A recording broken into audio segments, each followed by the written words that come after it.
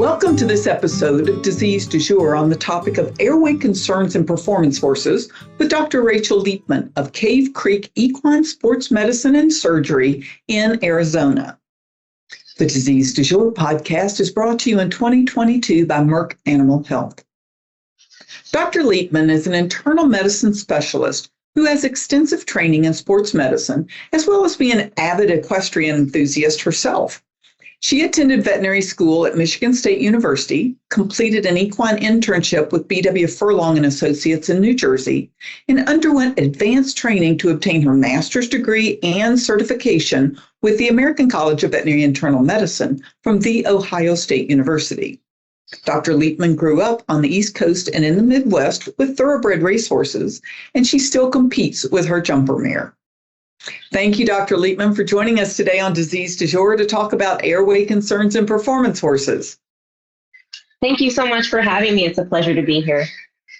Well, let's just jump right in. So what are some of the most common airway issues that performance horses face? So one of the most common things we see are allergies in different parts of the country when horses travel. But whenever we're looking at airway concerns in horses, we want to split it up between upper respiratory disease and lower respiratory disease. As we all know, horses are also prone to asthma, which is a response to allergens.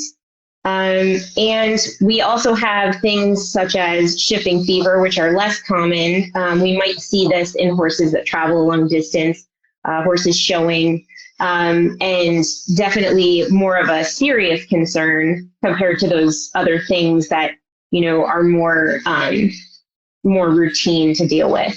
Other uncommon things we might see include some things that we would need to look for diagnostically on more of a search. So in young horses, sometimes we'll see parasite migration that causes a cough, and it's not really an infectious agent. Also, very uncommonly, some horses, when we rule out a lot of other things, might have things like equine multinodular pulmonary fibrosis, or even rarely in this part of the country, coccidioides immitis or valley fever. So there's lots of different categories of airway concerns, but definitely the ones we deal with most include allergies, asthma, and exercise-induced pulmonary hemorrhage. Let's just start with allergies, because I know that's always a big concern that owners will bring to their vets and say, hey, I think my horse is, just a little, sneezy, coughy, sounds a little funny. And a lot of these performance horse owners and riders, they're very attuned to when their horses are a little off. So what concerns might you hear if it's an allergic reaction or even getting into asthma? And what would you do kind of step by step? What is your process of looking at these horses for a diagnosis? Yeah, so allergies are a little unique to each horse. A lot of times horses with respiratory allergies also have a history of runny eyes or hives or other skin issues. And sometimes I feel like we see them over the years start to develop some respiratory signs. And so those horses getting a good history is really super important. The way that I approach these cases is first really detailed history and really thorough physical exam. You're gonna get the most information out of those things. You wanna ask them, about history of cough, history of nasal discharge. You wanna know if, what the color and the character of the nasal discharge is. Is it really mucoid? Is it purulent, pus-filled? Does it have an odor? Is it one nostril versus both nostrils?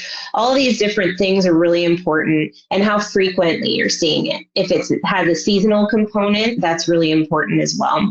Other things you might see are, checking their lymph nodes really well. Some horses will have a very intermittent nasal discharge and a tiny bit of lymph node swelling, and that horse could be a carrier of strangles and never have had other clinical signs. So being really detailed about your physical exam can be so helpful. And then, of course, temperature monitoring. Always ask your clients if they've been monitoring their temperature. A lot of times we'll say, has the horse had a fever? And their answer is no.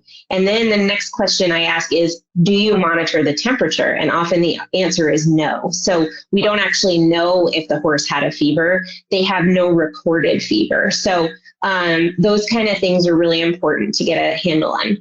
The horses that are bleeders or have EIPH, those horses are a little bit trickier, I feel, to pinpoint. You're going to see that more in racing horses and in these high-speed quarter horse performance horses. And a lot of times they don't bleed externally out of their nose. So they might have a complaint that they are gait sour, or they're not running as quick, or they're coughing after exercise, and they've never noticed blood at their nares.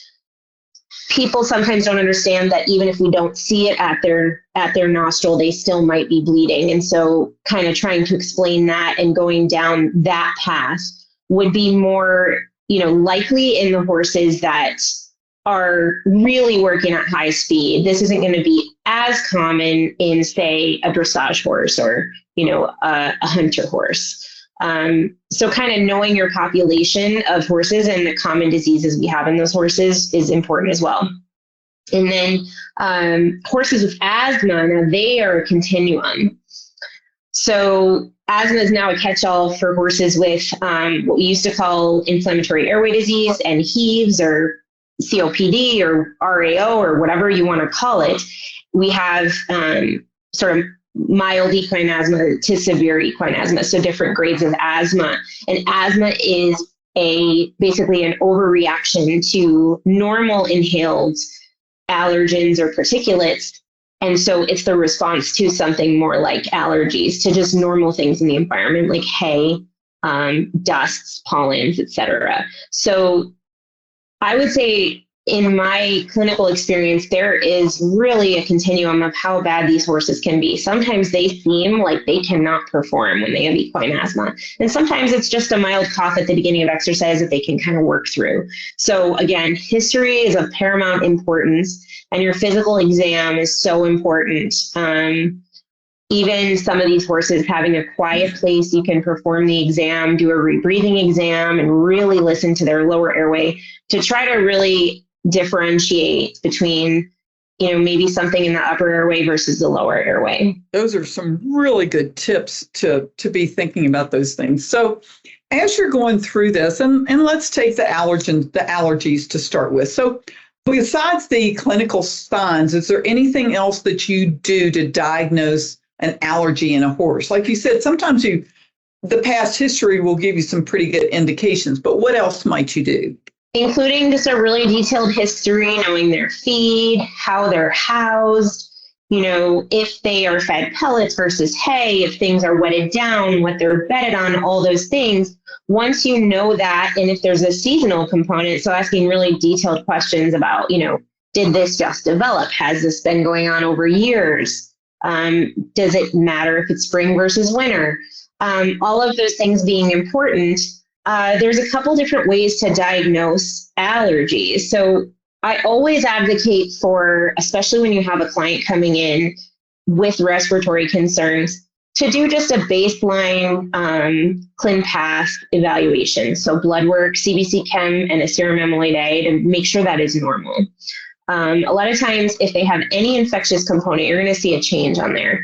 And this is really to give you peace of mind that you're not missing something that might be subtle on one of those blood work parameters. And then after that, if you really think this is allergies, sort of the next step would be, depending on the client and their desires, you can do some imaging of the lungs, to see, for example, ultrasound, see if there's any roughening on that pleural surface, see if there's any other evidence of disease. And then plus or minus x-rays. Oftentimes we kind of go down that path before we start doing allergy testing, because generally, when today we're talking about airway concerns with allergies, we want to rule out other things before we say this is allergies and then go down the allergy testing path. Now, the allergy testing path, there's a couple different ways that you can test for allergies. One is called serum allergy testing, and the other one is intradermal skin testing. With either, you're basically testing for response to environmental things. Those can be a little customized based on geographical location. The intradermal skin testing is the gold standard for testing for specific allergies. Serum allergy testing is not as accurate. However, with both testing modalities, they come with treatment. And so the treatment is going to be immunotherapy, basically allergy shots. And those horses, whether they get them, injected or orally, they're going to get exposure therapy in small doses at first and then increase the exposure. Sometimes you can use those testing results to eliminate, say, feed that they might have had a really big reaction to, or some other, thing that's in their environment that you can control. But a lot of the times you can't really eliminate the things they're allergic to. So we treat them with exposure therapy. And my clinical experience, again, is twofold. One, I do prefer intradermal skin testing. There's more science to back up that testing modality as an accurate test for a horse. However, I've also seen good results in horses that have gotten serum allergy tested with treatment. And I think it really just has to do with them being exposed to multiple things in small doses to try to kind of ramp it up and get them desensitized to those things. And let's go on to the more severe. When you are looking at a horse and you're like, yeah, I think this is more than allergies. I think we're dealing with some equine asthma here. So what are the steps that you take when you're looking at a horse that you might consider an asthmatic horse? So generally those horses, we find a few different things on exam. Oftentimes in the history, they have sort of at the beginning of exercise, they let out a few coughs. They may have some white frothy nasal discharge at the end of exercise, usually at both nostrils, especially if they put their head down. Sometimes it's clear, but usually there's some comment about nasal discharge. And then, basically from there, again, we want to get that baseline clinical pathology out of the way, so make sure their blood work is normal. Then we like to ultrasound those horses and x-ray them. So one thing that I try to impress upon the students that I'm exposed to and clients is that those two diagnostic modalities are going to give you two different pieces of information. You can only see the surface of the lungs when it's aerated, so full of air, on ultrasound. That's all you can see. So if there's an abscess a centimeter below a piece of aerated lung, you won't see that. So it's not a perfect diagnostic test, but it can be useful to see if there's fluid in the pleural space, to see if there's roughening on the pleural surface. But with an x-ray, it is much more valuable. So the x-ray can see deeper, and we can see evidence of lower airway inflammation. So oftentimes these asthma horses are going to have some bronchitis. They might have an increased mild kind of diffuse interstitial pattern, often have more of a bronchial pattern on x-rays. But they shouldn't have any alveolar component or any consolidation that we see on ultrasound or x-ray. So once we do those tests, then we can do pulmonary testing to get more specific information about their degree of inflammation in the lower airway and the type of inflammation they have.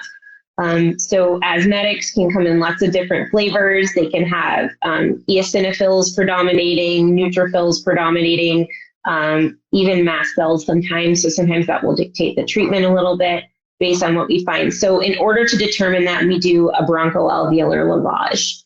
Basically, what we're doing is infusing fluid into the lower airway, taking it out and looking at it under a microscope and seeing kind of what the components are, getting a cell count, seeing if there's any other evidence of problems in the lower airway. And that can be done paired with endoscopy, either blind with a tube, or if a lot of people like to do it via the endoscope, so you also get to see the amount of mucus in the lower airway. So you go down with the endoscope, grade the mucus score, look at the mucus character, and then, maybe see if there's any blood in there or something like that. That might give you some additional information, and then get a sample. This technique is not sterile. So not a sample we're going to culture, but we look at it for cytology. Most horses with asthma, we don't necessarily need to do a transtracheal wash. That would be the other preliminary test that is common. That is reserved more for horses with infection in their lower airway. So some horses with asthma, if they're really severe, they could have a little bit of sort of bacterial infection in that mucus that's accumulating in their trachea. And so sometimes if we're treating them in the beginning, if we see evidence of bacterial infection in addition, we might add some antibiotics in, but generally that's not the case. They're usually not quite that severe. So we reserve the transtracheal wash for horses that we think have infection, so more like the pneumonia. And that is a sterile procedure. Work on your summer scan. Enter for the chance to win a Global Pocket Reader Plus in Merck Animal Health's Sizzlin' Summer Sweepstakes giveaway. The Global Pocket Reader Plus is an ISO-compliant universal microchip scanner for horses. It is able to read and store up to 3,000 unique microchip identification numbers and displays and stores microchip temperatures when reading biothermo microchips. Enter before August 31, 2022 by going to www.merck-health-equine/summer-sweepstakes. Let's talk a little bit about the upper respiratory dynamic versus static. You and I had talked a little bit about that before we started recording the podcast. So tell me what you mean by that and how veterinarians use that. Yeah, so we've talked a bit about lower airway stuff. So upper respiratory stuff is a little bit, you're going to get different history with those horses and probably different physical exam findings. So for example, one of the things we often see in, for example, a racehorse, left laryngeal hemiplegia. So those horses, may present for noise in their upper respiratory tract at when they're working. So they're also known as roarers. I'm sure a lot of people have heard that term. So things like that, sound during exercise, difficulty. Some people will say they seem like they have difficulty breathing, tossing their head sometimes when they have sort of dynamic upper respiratory issues. Sometimes it can also be the result of something static. For example, they have a mass on their retinoid cartilage or something like that that is actually physically occluding the area, so it doesn't rely on them working and having negative pressure in their airway for them to still have some obstruction. Horses that have dorsal displacement of their soft palate, pharyngeal collapse, there's just so many things that could go on in the upper respiratory tract. And usually those horses, when you listen to them, they're not really going to have any lower airway, abnormalities. With asthma or some other lower airway stuff, you might hear crackles or wheezes when you listen to their lungs, especially during a rebreathing exam. Horses with upper respiratory stuff, you might hear referred sounds if, for example, they have mucus in their trachea or they have a lot of airway noise from their larynx. In the lower airway, but you're going to hear it loudest as you approach their larynx, so in their trachea and around their laryngeal area. So really important. Again, physical exam is paramount importance. I sound like a broken record, but it's just so important because you can learn so much from it, and really focus your exam in on, okay, I really think we need to rule this out before we go to the next step. So horses with upper respiratory stuff, you're going to probably most of the time start with an endoscopy. So to look at the larynx, the guttural pouches, perhaps look in the trachea. Some horses will even have masses in their trachea, pretty rare, but some horses will have things that are causing them to cough, for example, and it's not even really in the lower airway as much as it's sort of in between the upper and the lower airway. So lots of things you could see via endoscopy. Some people will take x-rays of their upper respiratory tract. So for example, if we don't even have the airway noise, but we have nasal discharge that's one-sided, you might think something more like a sinus infection or something like that. So skull x-rays can be helpful to rule those things out. But also you can see in guttural pouches with those x-rays, and you can see other structures that might give you a clue as to what we're dealing with. So it really determines which way you go. More dynamic collapse kind of scenarios. So for example, horses that have pharyngeal collapse when they're working, those horses we can use dynamic endoscopy to diagnose, which is pretty cool. We put a small scope in their nose and secure it with a harness, and then we make them work. And so we can actually record their active laryngeal and pharyngeal function while they're getting recorded, while they're working at a normal work. So if they're doing the behavior that the owner describes, they can either be ridden or lunged or whatever. We can actually see what's happening in the airway at that time. And if you see some of these issues, I mean, I'm like you, I kind of grew up around race horses and some of these high-speed performance horses, and some of these horses end up and as performance horses. So some owners aren't quite as familiar with some of these, but there are treatments to use for laryngeal issues, roaring, as we discussed, and some of these other things. Yeah, so depending on what you find, that's where the surgeons come in a lot of the time. So for a roarer, left laryngeal hemiplegia, we can do a tie-back surgery to actually tie that cartilage back so it's not causing as much noise or as much performance issue. And a ventricular cordectomy can also help with the noise. So, depending on severity or, the caliber of the animal and the needs for performance, those decisions would be made. Some things like,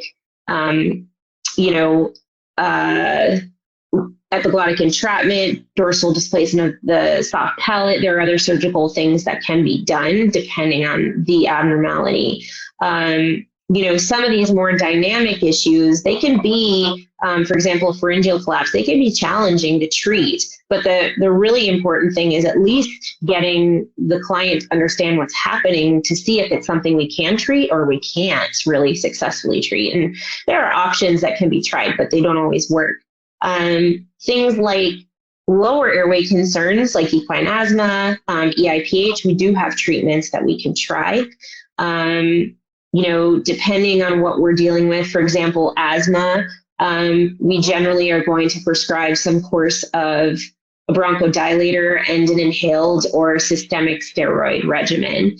And basically our goal is to decrease the response that they're having to those normal airway irritants. So we want to decrease the mucus plugging. We want to decrease the lower airway spasm that's causing them to have difficulty. So decrease the inflammation and open the airways. So we usually approach that from multiple angles.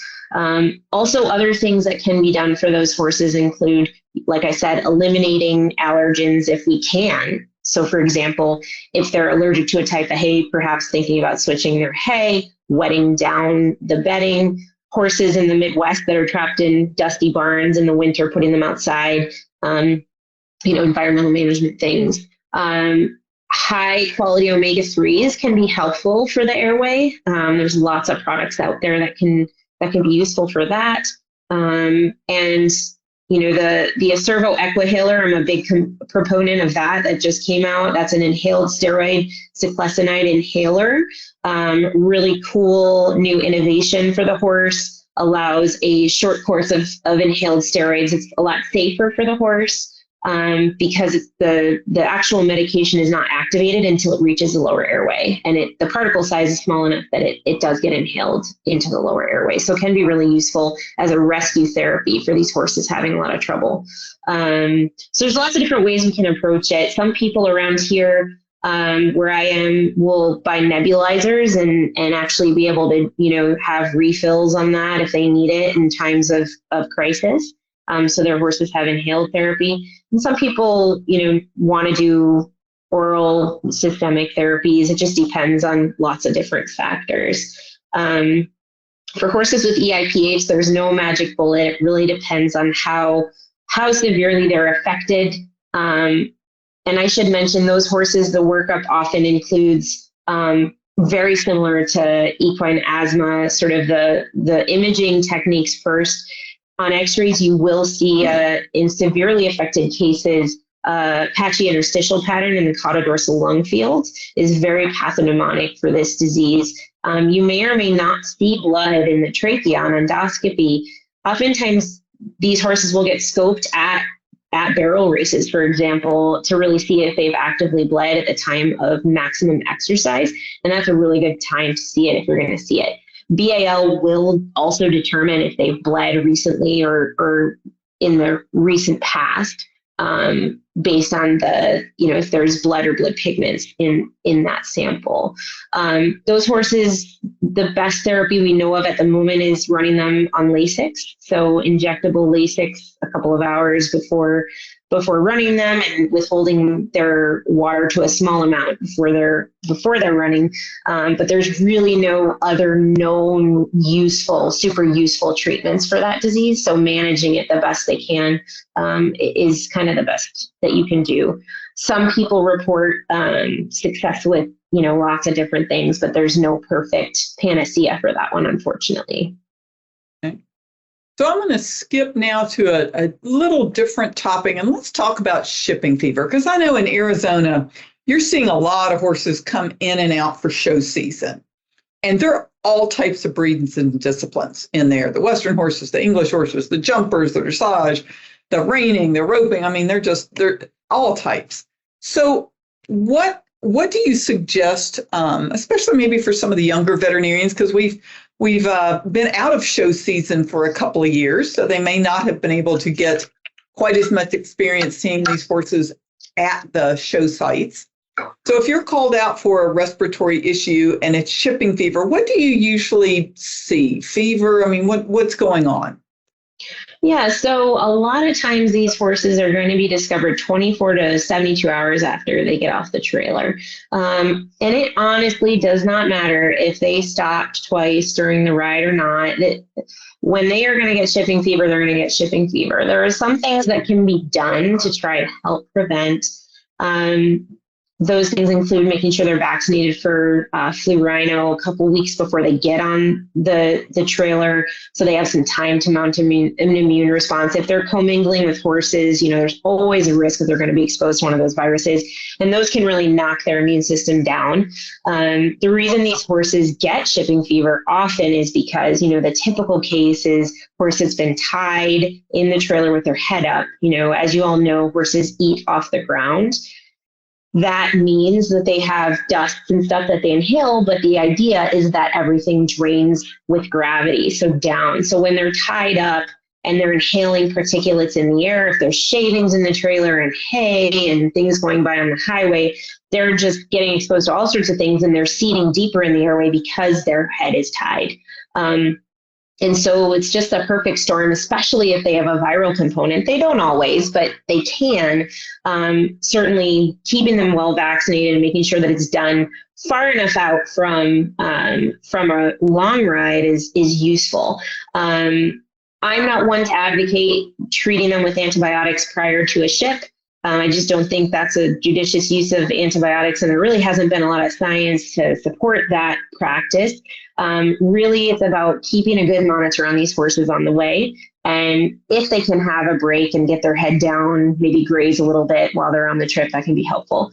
But when they get off the trailer, the most common complaints are lethargy, decreased appetite. And then at that time, usually the caretaker is going to take a temperature because the horse just seems a little bit off. Sometimes horses are really good at hiding fevers. So I always think it's important, even on the ride, to monitor their temperature. If they're on a hot trailer, they might have a little bit of a high temperature without it being a fever. But when they get off and they've had some time to settle, a temp over 101.5 sitting in the stall is really abnormal. So that shouldn't be happening. So the other things they might see are a cough, nasal discharge that's usually discolored, yellow or green.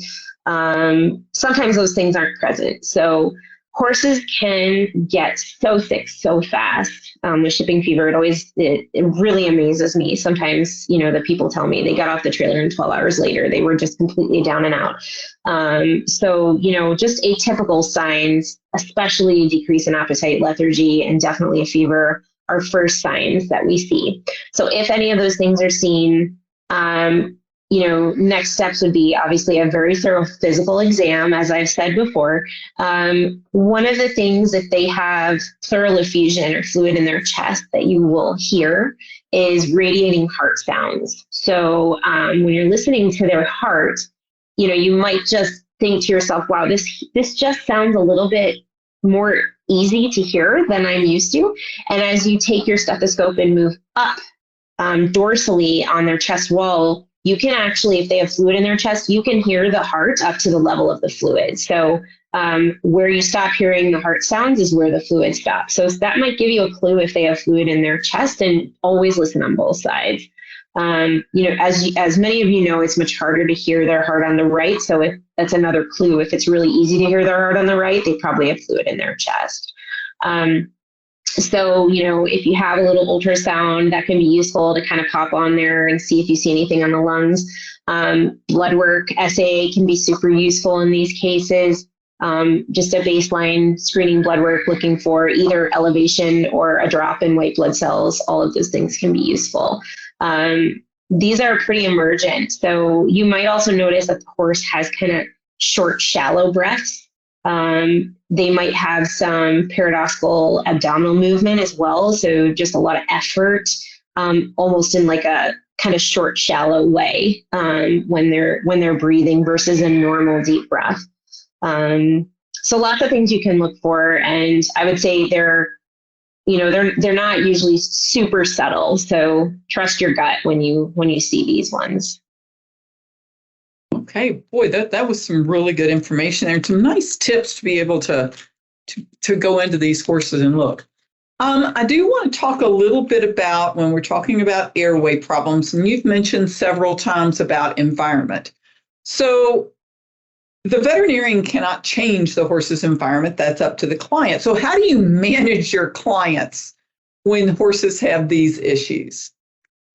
Yeah, so I've seen horses in all different parts of the U.S. with these problems, and weather and dust and pollens can play a big role in the different diseases that you see.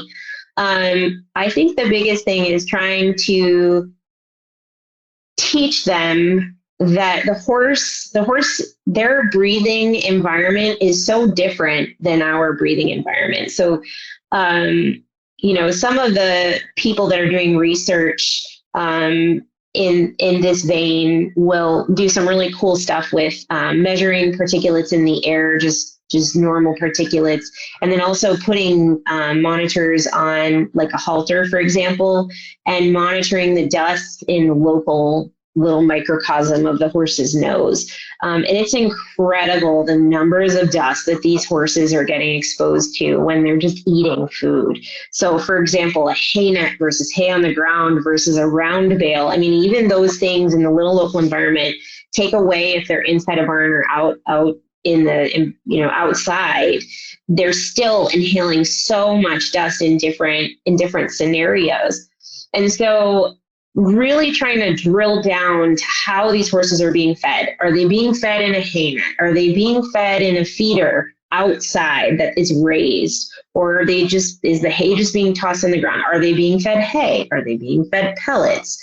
What kind of bedding are they on? Are they on, pine shavings versus pelleted bedding versus straw? I mean, all of these things are super important. And once you find that information out, then trying to devise some strategies. And really, you'll find that you have different levels of commitment from different owners. Some owners are like, I can only do so much.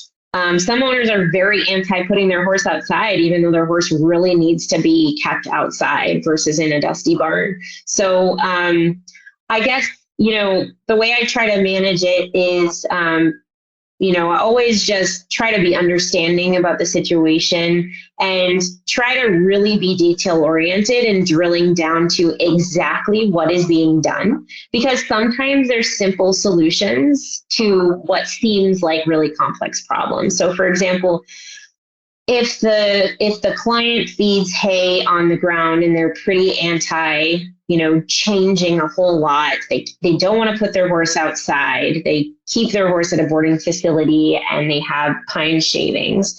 You might start by suggesting wetting down the bedding and soaking the hay a little bit. So you can just say, hey, there's a way we can do it that's pretty practical. This is how we recommend doing it. Start with this and see if you see some improvement. If you still don't see improvement, then the next step would be perhaps, we may get to the point that we have to put the horse outside. And maybe we can come up with a way that they're sheltered really nicely outside, just because usually it's the owners worried more than the horses. So, just kind of giving them a plan, I think can be really helpful, preparing them. So if this doesn't work, then this. And I think being really detail oriented, I think really helps. Clients tend to really like that you're trying to be a team with them to make a solution and then coming up with different scenarios so that they know, okay, well, we're not at the end of our options. If we exhaust this option, that there's another option. And I think that really goes a long way. I've had some clients in Arizona that their horses have had really bad asthma to the point that they can barely walk from one place to the next without having really significant compromise. And I mean, I've talked to them and said, listen, there's a possibility your horse may need to move back to a different environment. They might just not be an Arizona horse.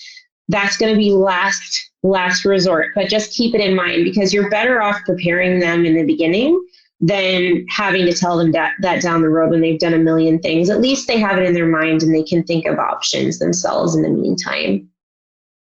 Yeah, those are all great points. And is there anything else as far as airway concerns and performance forces that you would like to share with the audience? I think if you've exhausted all the basic options that we've discussed, all the common things happen commonly kind of things, then you sort of are dealing with something more uncommon. And so in those cases, I think involving somebody like me, an internist, can be really useful. Even with these ones that have, significant equine asthma, I think as a general practitioner, it is your job to try to help characterize what's going on, but then from there we're here to help. And I'm always a big advocate of having your local internist be a team member with you because we're definitely here to support and elevate your practices and give you good advice, but also be here to kind of tune in where we can and really get the best information for everybody involved. So don't feel like you have to be an expert at everything. There's so much. The people out there doing, road warrior medicine are truly road warriors. You guys have to know a little bit of everything. And, we're here to do more of the detail work and then to pass your patients back to you for continued excellent care. So please know that, that's our role here. And I would say by far and away, most of the internists I know are pretty great people and we're just here to help. So if we can be helpful, we're just a phone call away. And sometimes we can even be consulted by phone for a client that you've already done some work for. And we're always happy to do that. At least I can speak for myself that I am. So just, don't be afraid to reach out. If you think it's something weird and you've kind of done the other things, it doesn't seem like your treatment plan is working or you feel like you're up against a wall, always reach out. I think it's a great way to work as a good team. Well, that is a perfect way to end this podcast. And I really do appreciate it, Dr. Liepman, that you joined us today on this episode of Disease Du Jour.